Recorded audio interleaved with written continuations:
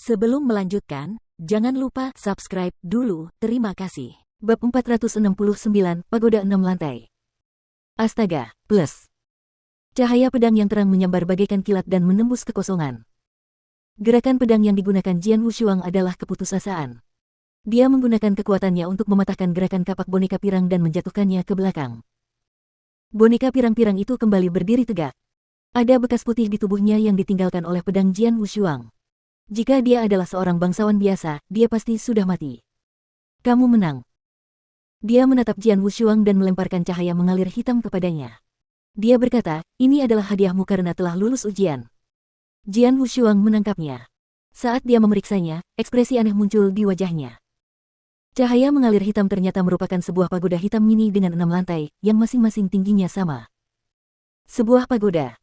Jian Wushuang meninggalkan ruang rahasia itu. Keraguan berkecamuk dalam benaknya saat ia kembali ke istana untuk menemui Di Jing. Tidak buruk, nak, Di Jing tersenyum tipis. Penatua yang terhormat, apakah pagoda ini adalah hal baik yang Anda sebutkan? Jian Wushuang bertanya dengan ragu. Nak, jangan terlalu serakah, kata Di Jing sambil menatapnya. Namanya pagoda 6 tingkat. Itu pasti hal yang baik di tanah suci dan berguna untukmu. Pak, oh, da 6 lantai. Bisik Jian Wushuang. Coba ikat itu, kata Di Jing. Tanpa ragu, Jian Wushuang menggunakan darahnya untuk mengikatnya. Dia sama sekali tidak menemui perlawanan dari pagoda hitam dan menyelesaikan prosesnya dengan cepat. Dengan baik. Jian Wushuang menyadari perbedaannya setelah mengikatnya. Dia dapat dengan jelas merasakan adanya pembatasan di lantai pertama pagoda. Itu sangat rumit dan penuh teka-teki. Sekilas, Jian Wushuang bisa merasakannya tetapi tidak memahaminya. Sungguh larangan yang misterius, Jian Wushuang mendesah. Di Jing berkata, wah, ada larangan di setiap lantai pagoda. Semuanya adalah larangan pembantaian. Kau sudah bermeditasi tentang asal mula pembantaian, kan? Di Jing menatap Jian Wushuang. Ya, Jian Wushuang mengangguk. Dia terutama bermeditasi pada dua jenis asal dunia dan asal pembantaian. Di masa lalu, pemahamannya tentang asal pembantaian lebih tinggi daripada asal dunia. Setelah berpetualang di rumah gua Markis Beimo, pemahamannya tentang asal dunia telah meningkat pesat. Dia telah membentuk 4 tanda asal dunia dan hanya 1 tanda asal pembantaian. Itu saja.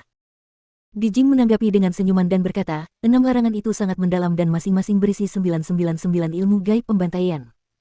Karena kamu telah bermeditasi tentang asal mula pembantaian, kamu juga dapat bermeditasi tentang ilmu gaib pembantaian ini. Referensi tentang ilmu gaib pembantaian akan sangat meningkatkan kecepatanmu dalam memahaminya.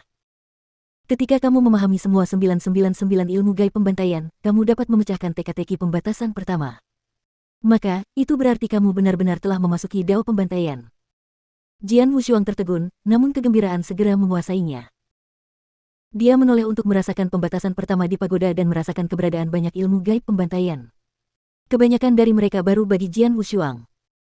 Tidak heran Anda mengatakan bahwa pagoda 6 tingkat berguna bagi saya. Ini adalah kesempatan yang sangat bagus bagi saya, kata Jian Wushuang dengan rasa terima kasih. Larangan pertama jelas merupakan jalan pintas menuju dao pembantaian. Dao, di luar asal ada dao. Ketika pemahaman tentang asal-usul mencapai puncaknya, asal-usul secara alami akan berpindah ke dao. Misalnya, asal pembantaian akan berpindah ke dao pembantaian saat pemahamannya mencapai tingkat yang sangat tinggi. Dao jauh lebih kuat dari origin. Itulah sebabnya banyak ahli dan bangsawan akan berjuang mati-matian untuk mendapatkan senjata dao. Senjata dao terlibat dengan dao. Namun, dao terlalu misterius. Meskipun para ahli markis kuat, mereka tidak memenuhi syarat untuk memiliki akses ke dao. Di Tanah Suci, hanya 10 penguasa dan 3 leluhur yang telah memasuki level dao. Betapa luar biasanya pagoda 6 tingkat itu, hanya dengan pembatasan pertamanya saja Jian Wushuang dapat memasuki dao pembantaian. Wah, kamu sudah mendapatkan keuntungan ini. Sekarang aku akan mengantarmu pergi, kata Di Jing. Terima kasih, tetua yang terhormat, kata Jian Wushuang. Pada saat yang sama, dia membungkuk kepada dalang.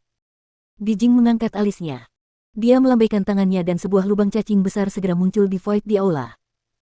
Kemudahan Di Jing dalam menciptakan lubang cacing sebesar itu mengejutkan Jian Wushuang. Jian Wushuang pun merevisi perkiraannya tentang kekuatan Di Jing. Masuklah, kata Di Jing. Tanpa ragu, Jian Wushuang melangkah ke lubang cacing dan segera menghilang. Setelah dia pergi, seseorang berjalan perlahan keluar dari ruang rahasia. Itu adalah boneka pirang yang telah bertarung dengan Jian Wushuang. Dia mendatangi Dijing di aula dan bertanya, "Tuan, bolehkah saya bertanya mengapa Anda mengatakan pagoda 6 tingkat Anda adalah ujian keempat guru saya?" Boneka pirang itu bingung. Dalang, pemilik rumah gua, hanya menetapkan 3 ujian, yaitu tentang membuat boneka. Kesempatan setelah lulus ujian juga tentang membuat boneka. Ujian keempat sebenarnya telah ditetapkan oleh Dijing tadi. Tujuannya jelas, yaitu memberikan pagoda 6 tingkat kepada Jian Wushuang. Dijing tetap diam sambil berpikir dalam hati. Tuan muda itu acuh tak acuh dan tidak mudah percaya pada orang lain. Bahkan aku tidak memenuhi syarat untuk mendapatkan janjinya, tetapi dia memberinya satu. Terlebih lagi, dia dapat memurnikan racun hati es milik tuan muda. Sungguh luar biasa. Dia sangat berguna bagi tuan muda, tapi dia terlalu lemah sekarang. Dijing telah memberikan pagoda 6 tingkat kepada Jian Wushuang untuk membantunya meningkatkan kekuatannya secepat mungkin. Dia telah menyembunyikan kebenaran tentang kepemilikan pagoda 6 tingkat karena identitasnya. Akan lebih baik untuk merahasiakan hal ini dari Jian Wushuang.